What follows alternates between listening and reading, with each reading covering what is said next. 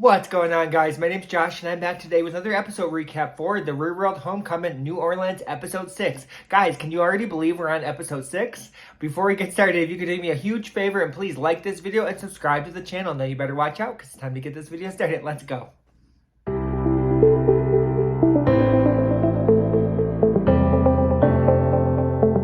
So yes, guys, I just finished episode 6 of The Real World Homecoming in New Orleans, and yeah, I thought this episode was okay, but we definitely have lots to talk about.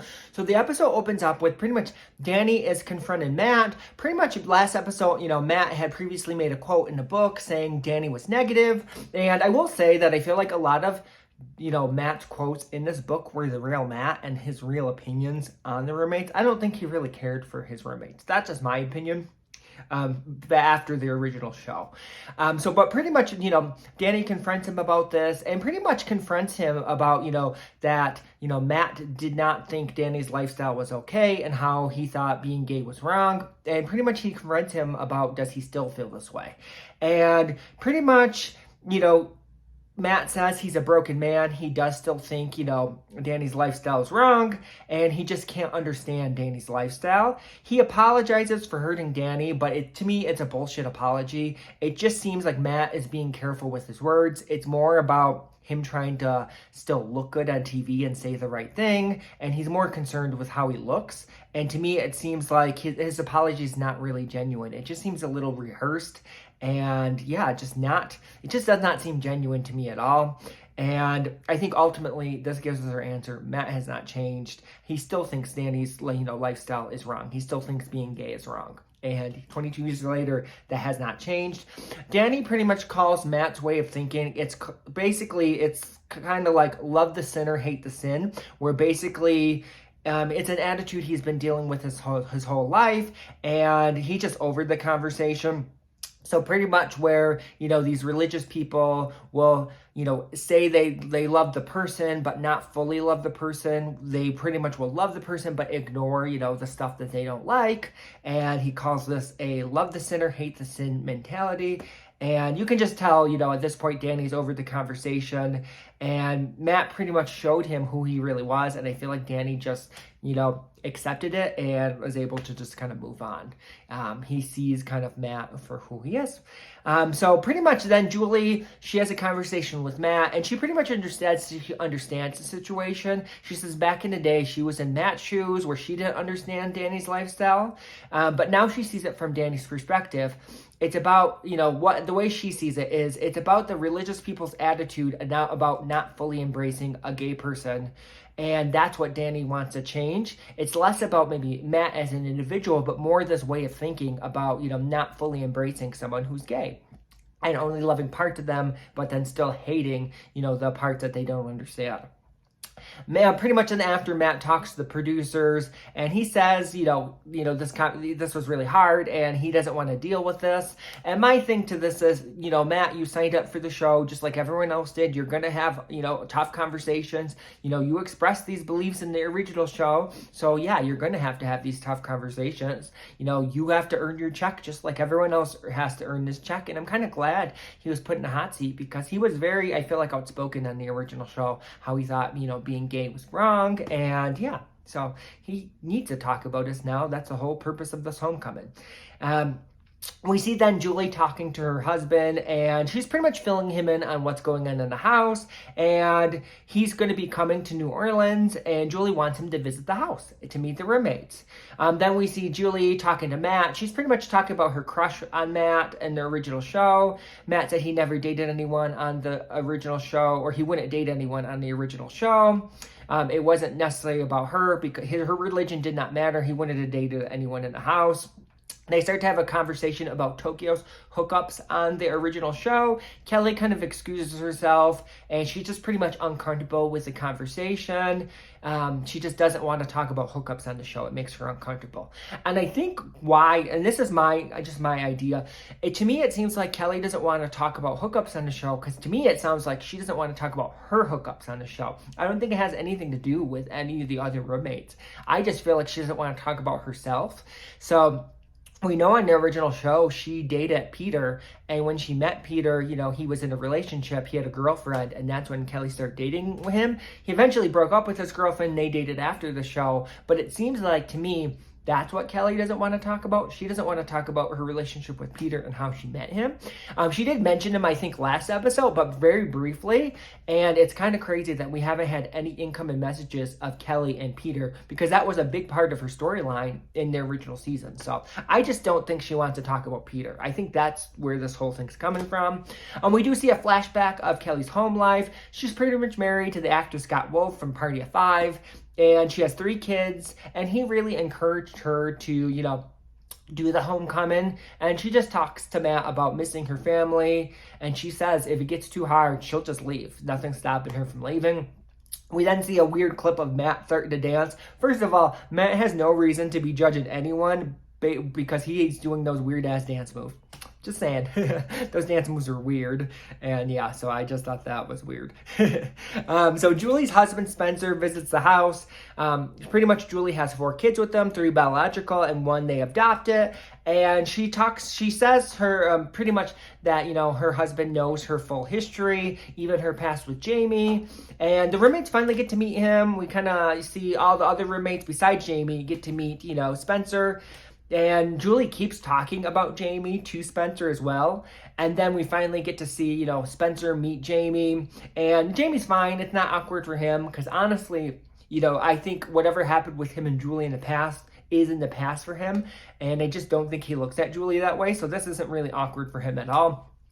We get an incoming message, and this time it's a look back at Julie and her pretty much being a Mormon, and her husband is sitting, and he's watching the clips along with the roommates, and it's pretty much, clips of her, on the original show, and then pretty much Julie reveals, she met her husband at church, and then she also reveals that she's not Mormon anymore. She couldn't agree with a lot of the beliefs, and those beliefs went against people like someone like Danny. So, those beliefs would make the world harder for someone like Danny. So she just couldn't get behind that, and that really made her question everything about the religion. And pretty much the way the Mormon church worked, it's an all or nothing thing. So you either have to embrace all of the aspects of the religion or none. And then pretty much, her denouncing the Mormon church is pretty much the ultimate no-no. So her coming back to the homecoming saying she's not part of Mormon, she doesn't agree with it, is the ultimate no-no, and it's the ultimate sin. And her family will likely receive backlash from this. And pretty much Julie said what really made her leave the church was, having her first daughter. It made her really question the Mormon church. She doesn't want her daughter to go through the same experiences that she had to go through. So she decided at that point that set her on the path of leaving the Mormon church. And so she did. Which, I think ultimately that's good. If she was not happy being a Mormon, then I definitely think she should leave the church and do what makes you happy.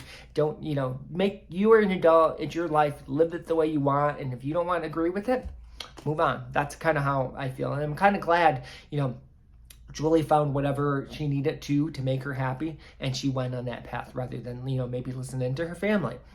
We do see Jamie and Spencer talk, and pretty much Julie says that, she wants them to hang out, the couple, so Jamie and his wife, to hang out with Spencer and Julie sometime in their hometowns. We then see Julie is kissing Spencer in the hot tub, and we did see kind of this in the preview that Julie was kissing someone. It could have been, were we thinking, did she make out with Jamie? I don't think she does. I think she was just literally kissing her husband, and that's where that clip was from. But yeah, we see kind of Julie kissing her husband. They're hanging outside. They make a bed outside, and they're kind of making out, kind of keeping the roommates up a little bit, being a little bit loud. The next day, we see Kelly, Danny, and Melissa go on a picnic. And Kelly pretty much reveals that she's contemplating leaving. And I think really why she's contemplating leaving is Julie is making it hard for her. So Julie's saying that, she wants to create scenes and create good TV, I think really rubbed Kelly the wrong way. And that really has her questioning on if she wants to be there. Where Danny kind of reassures Kelly, no, I need you here. You can make it through this. We then see Matt later on. We see Matt and Danny and Matt go on a walk, and Matt apologizes to Danny, and the conversation goes better. He talks about his parents. Danny talks about his parents, love him, but they don't love that part of him. They don't love the gay side of him, like his gay lifestyle. That part of him, they don't love at all. And Danny just kind of had to deal with this his whole life, and now he's in the place where, he just lives his true self, and it's less about we're making other people happy, and he's just worried about making himself happy. And it's less about other people. And the conversation definitely goes better this time, and it seems like, they end in a good spot.